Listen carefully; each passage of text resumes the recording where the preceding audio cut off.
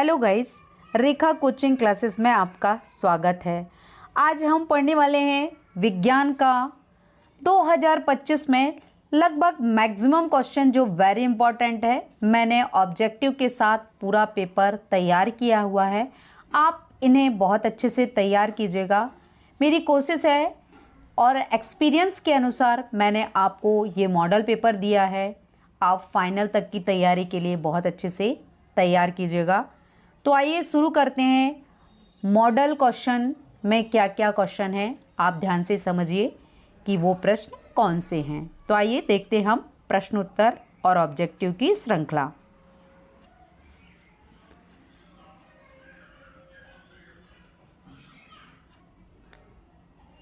सही विकल्प चुनिए, ये भी 6 मार्क्स के हैं। तो आपको ये याद रखना है, आपको सही विकल्प, खालिस्तान, एक शब्द में उत्तर दीजिए। आपको 6 मार्क्स के ही आना है। तो आप याद रखिए, आपको सभी चैप्टर के थोड़ा थोड़ा इम्पोर्टेंट पढ़ने हैं। मैंने इधर छांट के वीडियोस में आपको डाल रही हूँ, तो आप याद रखिए ये इम्पोर्टेंट है। पर आपको जब चैप्टर पढ़ेंगे समझेंगे तो उससे भी तैयार करना है। तो देखिए, पहला बोलता है कार्बन को वायु में जलाने पर कार्बन डाइऑक्साइड गैस का बनना का उदाहरण है। तो आपको इन 4 उदाहरण में से आपको आंसर को छांटना है। दूसरा क्वेश्चन है मास्टर ग्रंथि का नाम क्या है। तो इसमें भी आपके पास 4 ऑप्शन दिए हैं। उन 4 ऑप्शन से आपको प्रश्नों को, उसमें मास्टर ग्रंथि को किसे कह रहे हैं, उसका नाम क्या है, आपको याद रखना है।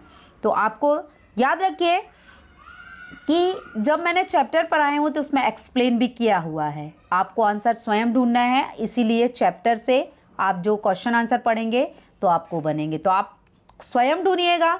जब आपको नहीं बनता है तो मैं उसके आंसर सहित मॉडल इस पेपर को सॉल्व करके अगले वीडियोज़ में डालूंगी।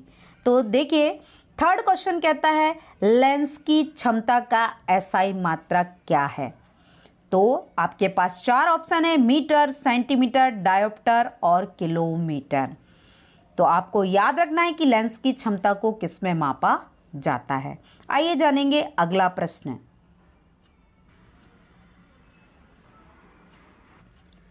अगला प्रश्न बोलता है फोर्थ, मुकुल द्वारा अलैंगिक जनन किस में होता है। तो इसमें भी 4 ऑप्शन है, amoeba, east, Plasmodium, hydra. Next बोलता है कोई विलयन लाल लिटमस को नीला कर देता है तो उसका पीएच क्या होगा। तो आपको ये याद रखना है, पीएच पैमाना हम किस तरह से पहचानते हैं। तो आपको पीएच पैमाना पहचानते आता है तो आप अम्ल क्षार को पहचान जाएंगे। तो आपको याद रखना है, पीएच पैमाना जो होता है, जब 7 से नीचे की ओर जाते हैं तो वो अम्ल, 7 से ऊपर की ओर जाते हैं तो वो क्या कहलाते हैं, क्षार कहलाते हैं। और 7 जो होता है वो उदासीन होता है। तो आप ये याद रखिएगा कि किस तरह से पीएच को पहचाना। इसके बाद आप देखिए द्रव अवस्था में पाई जाने वाली धातु कौन सी है। तो आपको 4 धातुओं के नाम दिए हैं, मरकरी, सोडियम, एल्यूमिनियम, जिंक। तो आपको याद रखना, द्रव अवस्था में पाई जाने वाली धातु को पूछा है, तो आप ऑप्शन में चुनिएगा। आइए जानेंगे अगला, सही विकल्प के बाद दूसरा प्रश्न क्या है। देखिए, सही विकल्प के बाद हमें रिक्त स्थानों की पूर्ति कीजिए। तो रिक्त स्थान में भी 6 रिक्त स्थान है। न्यूलैंड ने खालिस्तान का सिद्धांत दिया। तो आपने जब हाइड्रोकार्बन चैप्टर समझा होगा तो उसमें दिया है न्यूलैंड ने कौन सा नियम दिया। नेक्स्ट बोलता है बिबिया श्वसन खालिस्तान की उपस्थिति में होता है। सॉरी बच्चों, ये बिबिया नहीं होगा, उसमें गलत दिया है, अवायवीय है वो। अवायवीय श्वसन खालिस्तान की उपस्थिति में होता है। तो आपको याद रखना है कि अवायवीय श्वसन खालिस्तान की उपस्थिति में होता है। तो आप उससे सुधार लीजिएगा, मैं अभी वीडियोज़ में, आप ये याद रखिए वायवीय श्वसन है। वायवीय श्वसन खालिस्तान की उपस्थिति में होता है। नेक्स्ट थर्ड बोलता है विद्युत धारा का एसआई मात्रक खालिस्तान है। नेक्स्ट थर्ड बोलता है मेंडल ने खालिस्तान के नियमों का प्रतिपादन किया? तो आपको याद रखना है कि मेंडल ने कौन सा नियम दिया। नेक्स्ट फिफ्थ बोलता है अपशिष्ट पदार्थ का शरीर से बाहर निकलना खालिस्तान कहलाता है। नेक्स्ट छठवां बोलता है कि खालिस्तान क्रियाएं मेडुला द्वारा नियंत्रित होती हैं। मेडुला ऑब्लोंगेटा उसका नाम पूरा।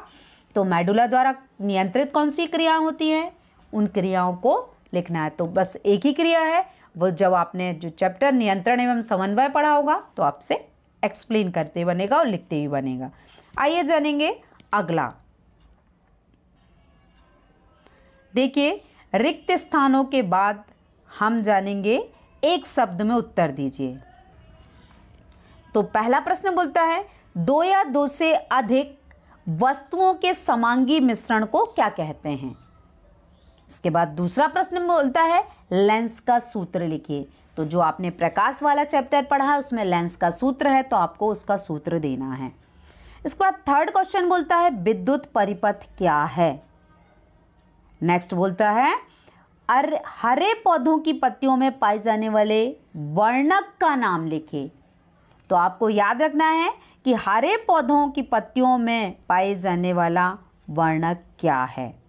नेक्स्ट फिफ्थ बोलता है उस युक्ति का नाम बताइए जो अतिभारण एवं लघुपतन उपकरण की रक्षा करता है।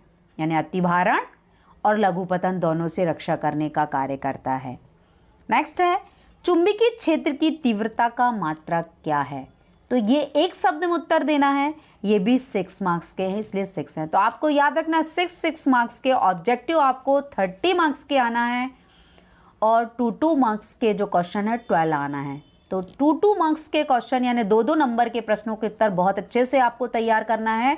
तो आइए जानेंगे अगला प्रश्न क्या है। देखिए, आप बता रहा है सही जोड़ी। सही जोड़ी में देखिए स्वपरागण, परपरागण, विषमपोषी पोषण, प्रतिरोधकता का मात्रक, कार्बन का अपरूप, विद्युत की सुचालक अधातु, इनको आपको ढूंढना है दूसरे कॉलम में बी ब्लॉक में। ए हीरा, बी ग्रेफाइट, सी है एकलिंगी, डी है द्विलिंगी और ई है ओम मीटर और एफ है हिरण। तो आपको याद रखना है आपके पास 6 आ में दिए हैं, बा में। तो याद रखिए बच्चों, जब आप सही जोड़ी लिखते हैं तो आपको दोनों जोड़ियों को साथ में लिखना चाहिए, क्योंकि कई बच्चे ऐसे होते हैं ए का बी, बी का ए, इस तरह से लिख देते हैं। तो आपको फाइनल एग्जाम में भी आ और बा जो उसकी जोड़ी है वो पूरी लिखना है। जैसे आपने आ में स्वपरागण, तो स्वपरागण का जो आंसर है उसके जस्ट सामने आप याद रखिए, क्योंकि जो चेकर होता है ये सारी चीज़ें माइंड करता है। जितने भी एक्टिव बच्चे होते हैं वो राइटिंग के साथ प्रॉपर अपना आंसर रिप्लाई देते हैं। तो आपको भी प्रॉपर देना है जिससे कि चेकर बहुत अच्छे से आपकी कॉपी को चेक करे। तो ये चीज़ें याद रखने वाली रहती है। बच्चे जल्दी जल्दी में अपने हिसाब से करते हैं पेपर। तो आपको याद रखिए, मैं साइंस पढ़ाती हूँ तो आपको इन चीज़ों को बतला रही हूँ कि आप ये गलतियाँ ना करें। तो आप याद रखिए। आइए जानेंगे सत्य और असत्य के प्रश्नोत्तर। पहला प्रश्न बोलता है सत्यासत्य में लिखिए शुद्ध जल का पीएच 4 होता है। तो आपको पीएच पैमाने के बारे में समझाया, आपको याद रखना है। खाने के सोडे का सूत्र जो है वो CaCO3 होता है। उसके बाद बोलता है पीओपी को प्लास्टर ऑफ पेरिस कहते हैं, प्लास्टर का पेरिस कहते हैं। ठीक, अब उसके बाद फोर्थ बोलता है अवचेतन अभिक्रिया से एविल लवण प्राप्त होता है। एविल लवण या एरिल लवण या अवक्षेपण या लवण प्राप्त होता है, ये होता है। अगला बोलता है चांदी के आभूषण पर काली परत सिल्वर क्लोराइड की होती है। तो याद रखना है 5वां क्वेश्चन क्या कह रहा हूँ। उसके बाद 6वां है दही में एसिटिक अम्ल पाया जाता है। तो ये थे आपके सत्य सत्य दो। तो आपको जो सत्य लगते हैं तो उसके सामने आपको सत्य लिखना है, और जो क्वेश्चन का आंसर असत्य लगता है तो उसके सामने असत्य लिखना है।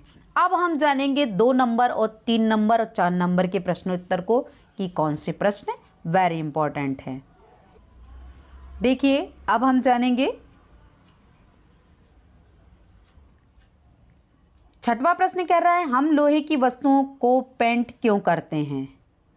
उसका अथवा है श्वसन को ऊष्माक्षेपी अभिक्रिया क्यों कहते हैं। सातवां क्वेश्चन है जनन क्यों आवश्यक है। अथवा में आवर्धन की परिभाषा दीजिए।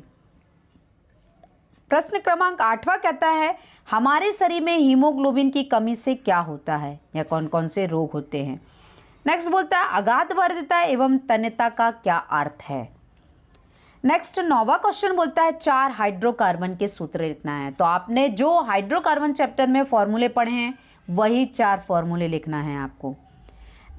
उसके 9वें का अथवा बोलता है 2 धातुओं के नाम बताइए जो प्रकृति में मुक्त अवस्था में पाई जाती हैं। नेक्स्ट 10वां बोलता है पुनरुद्भवन की परिभाषा दीजिए या परिभाषित कीजिए। नेक्स्ट अथवा बोलता है उसका कायिक प्रवर्धन किसे कहते हैं। तो ये 10 हुए। आपको 17 जो क्वेश्चन रहेंगे वो 2 नंबर के रहेंगे, यानी टोटल आपके 12 क्वेश्चन 2 नंबर के आना है और सबके ऑप्शन में अथवा में रहेंगे। तो आपसे जो आंसर बहुत अच्छे से बनते हैं उन्हीं के आंसर आप लिखेंगे और काट पीट नहीं, नीट एंड क्लीन आंसर लिखना होता है। आइए जानेंगे 11वां क्वेश्चन। देखिए 11वां क्वेश्चन हमें क्या समझा रहा है। 11वां क्वेश्चन है स्वपोषी पोषण किसे कहते हैं। उसका अथवा बोलता है आनुवांशिकता किसे कहते हैं। 12वां क्वेश्चन है मेंडलीव का आवर्त नियम क्या है। अथवा में है डोबेराइनर का त्रिक नियम लिखिए। इसके बाद 13वां क्वेश्चन बोलता है किसी चालक का प्रतिरोध किन किन कारकों पर निर्भर करता है। तो याद रखना है आपको कि चालक का जो प्रतिरोध है वो किन किन जो कारकों पर निर्भर करता है। नेक्स्ट अथवा बोलता है रक्त और लसिका में अंतर लिखिए। इसके बाद 14वां प्रश्न बोलता है 2 चुंबकीय क्षेत्र रेखाओं के गुण लिखिए। अथवा में है उत्सर्जन तंत्र का नामांकित चित्र बनाना है आपको। इसके बाद 15वां क्वेश्चन बोलता है गुणसूत्र के कार्य एवं महत्व लिखना है। इसके बाद 15वां क्वेश्चन बोलता है टिंडल प्रभाव को समझाइए। तो ये थे 15 क्वेश्चन। आइए जानेंगे 16वां और आगे के प्रश्न क्या कह रहे हैं। तो देखिए हम 16वां प्रश्न क्या कह रहा है। ऊष्माक्षेपी अभिक्रिया किसे कहते हैं। अथवा में है ऊष्माशोषी अभिक्रिया किसे कहते हैं। 7वां प्रश्न है दक्षिण हस्त के अंगूठे का नियम लिखिए। उसका अथवा है परागण किसे कहते हैं। तो ये 17 क्वेश्चन जो तक थे आपके 2 नंबर के थे। 18वां 19वां जो 20वां है वो 3 मार्क्स का है। तो आपको इसे बहुत अच्छे से और डिटेल लिखना है। तो आपको याद रखना है धमनी और सिरा में अंतर लिखिए। नेक्स्ट बोलता है मानव के उत्सर्जन तंत्र का चित्र बनाइए। 19वां बोलता है हमें तारे टिमटिमाते क्यों प्रतीत होते हैं। तो आपको याद रखना है कि हमें क्या तारे क्यों टिमटिमाते हुए प्रतीत होते हैं, आंसर लिखना। उसके बाद बोलता है पीतल एवं तांबे के बर्तन में दही एवं खट्टे पदार्थ क्यों नहीं रखे जाते। ठीक है, ये 3 मार्क्स के आपके क्वेश्चन हैं। आइए जानेंगे अगला प्रश्न। देखते हैं 20वां क्वेश्चन क्या है। 20वां क्वेश्चन बोल रहा है विस्थापन अभिक्रिया किसे कहते हैं, उदाहरण सहित समझाइए। खाद्य श्रृंखला को चित्र सहित समझाइए। इसके बाद 21वां प्रश्न बोलता है प्रतिरोधों के श्रेणी क्रम का व्यंजक उत्पन्न कीजिए। व्यंजक है, आप उसे सुधार लीजिएगा। नेक्स्ट अथवा ओम का नियम क्या है और इसका मात्रक लिखिए। इसके बाद बोलता है 22वां प्रश्न 21, 22 और जो 23 है वो याद रखना आपके 4 नंबर के प्रश्नों के उत्तर हैं। तो मेंडल ने मटर के पौधों का चयन क्यों किया। उसका अथवा है मनुष्य के मस्तिष्क का चित्र सहित वर्णन करना। नेक्स्ट 23वां क्वेश्चन बोलता है वेरी इंपॉर्टेंट मानव में लिंग निर्धारण की प्रक्रिया को चित्र सहित समझाइए। नेक्स्ट है अथवा बहुखंडन, खंडन और मुकुलन को उदाहरण सहित समझाइए। तो ये 23 प्रश्नों के उत्तर थे जो आपके बोर्ड एग्जाम में इसमें से पूछे जा सकते हैं। तो मैंने आपको मॉडल पेपर बना के दिया। आप ये मत समझिएगा कि हूबहू यही पेपर आए, पर इन प्रश्नों के उत्तर आपको तैयार करना है क्योंकि ये वेरी इंपॉर्टेंट है। तो अगली वीडियोस में फिर मिलते हैं। Thank you for watching my videos.